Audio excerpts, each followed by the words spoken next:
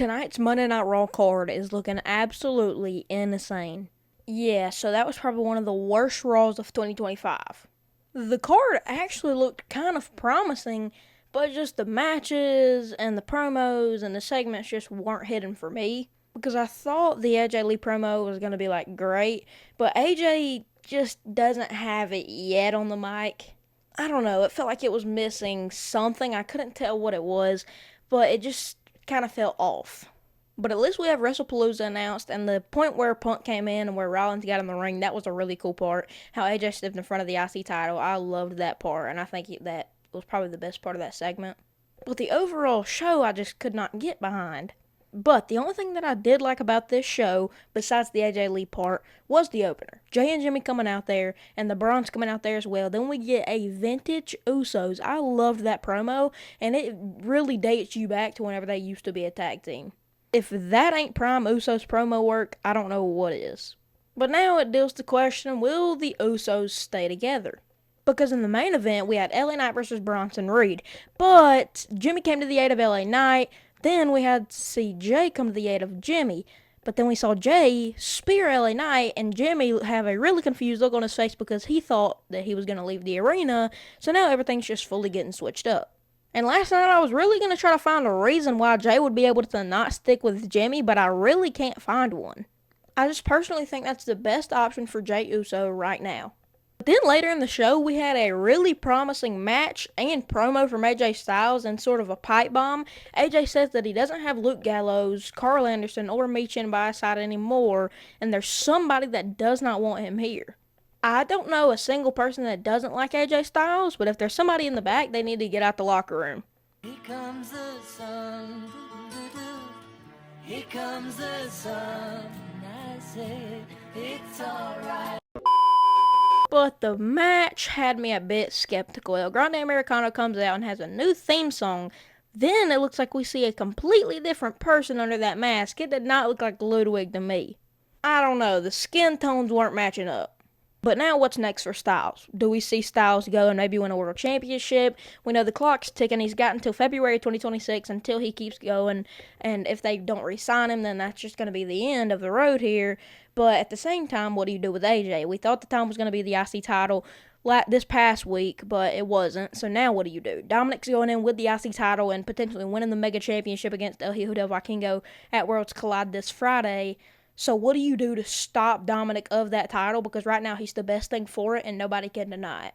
And the last thing I'm going to touch on about Raw is how did Nikki Bella lose to Asuka? I know that Nikki's coming back for one last run, but now you're making her lose on Raw cards? She is a legend, and granted to Asuka, she's one of the greatest of all time, but it's like, it gets to a point. Asuka had nothing to lose in this match, and Nikki Bella's been losing for like 3 weeks straight. But one hot take I have, Nikki has to win another title before she leaves WWE, either with that's Brie or by herself. But overall, I'll give Raw this week a 6.5 out of 10 because the matches were okay, but the segments just weren't hitting for me. Then we got a lot of news that just came out this week, and that is that ESPN is mad at Stephanie McMahon. And I can't lie, ESPN has a valid reason for this. Stephanie on What's Your Story literally promoted a VPN so that you didn't have to buy ESPN. Netflix is truly the best thing ever. But there's one catch. Not everybody gets that. A lot of you are still watching WWE the old school way, on cable, dealing with boring commercials while I'm enjoying uninterrupted action. Let's fix that with today's sponsor, Surfshark VPN. Definitely the biggest goof move of 2025 so far for the What's Your Story podcast. No, like seriously though, if you already have a deal, your whole entire company has a deal with ESPN and you're going to promote your viewers to not buy ESPN, what are you doing? But I mean, wrestling fans are still acting like that this is going to cause any issues between the ESPN and WWE deal. It's not at all. It's just one slip up from Stephanie that she got paid to do. We see some of the dumbest comments I've seen by anybody in a while. Vince Russo tells Rhea Ripley, not to her face, but on his show, says that why do you think you're going to be a celebrity and not get fans walking up to you while you're getting in your car? Why are you in an Uber? Dude. But really though, who would literally question Rhea Ripley for getting an Uber? It makes no sense. And we remember whenever Big Bill called out Eddie Kingston on Collision Saturday. So I'm officially calling you out. Eddie Kingston. And he posted this to his story right after. I don't think Eddie is concerned with you at all, Bill. I know I'm going to be that one person, but does it feel like AEW's kind of getting desperate? We just had Jamie Hayter come back. We had Hook come back not too long ago.